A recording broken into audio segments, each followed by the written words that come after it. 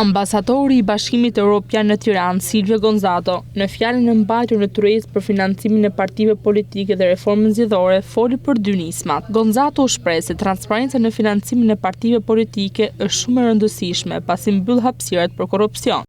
Duhet të shfrytëzoj këtë moment për të avancuar reformat e saj që sigurojnë transparencë të financimit të partive politike dhe të fushatave, forcimin e mbikëqyrjes pavarur dhe të trajtojnë nevojën për të parandaluar gjithashtu edhe abuzimin me burimet publike për qëllime zgjedhore, por edhe që të mbështetet debati publik dhe mbrojtja e konkurrencës zgjedhore nga dikimet e papërshtatshme përfshirë në sferën digjitale. Këto në fakt janë të gjitha rekomandimet e raportit përfundimtar të OSBE ODIHR-it, i cili vuri në duke sfida të rëndësishme nga keqpërdorimi i burimeve shtetërore dhe kushtet e pabarabarta të fushatës, mbikëqyrja e kufizuar, nevoja për të forcuar më tej asnjësinë institucionale dhe transparenca në financimin politik.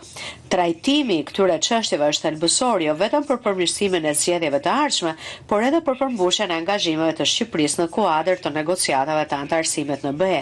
Duke u ndalur tek reforma zgjedhore, Gonzato deklaroi se duhet një reformë në përputhje me rekomandimet e OSBE ODIHR që të krijojë barazi në garën politike. Zgjedhore gjithëpërfshirëse në përputhje me rekomandimet e OSBE ODIHR-it, një reformë të plot për cilën ne kemi kohë që bëjmë thirrje. Ndërkaq edhe kreu KQZ-s Ilirian Celibashi tha se duhet reformë për financimin e partive politike që arrihet përmes kalimit të një ligji në parlament që garanton më shumë transparencë, auditim dhe sanksione të forta. Komisioni i posaçëm parlamentar për reformën zgjedhore sapo ka filluar punën e tij për këtë reformë.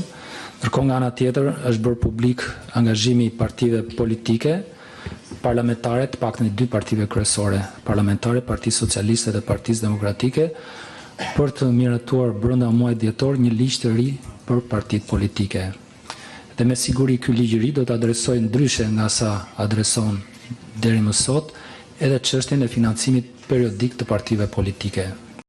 Në vazhdën e masave që duhen marrë, ai përmendi edhe një platformë të monitorimit financiar në kohë reale të partive politike. Sa i takon sistemit elektronik, vuri theksin të lidhja direkte e tij me bankat dhe institucionet financiare, duke regjistruar automatikisht çdo transaksion me sinjalizim për shkelje dhe bllokim kur ka fonde të dyshimta.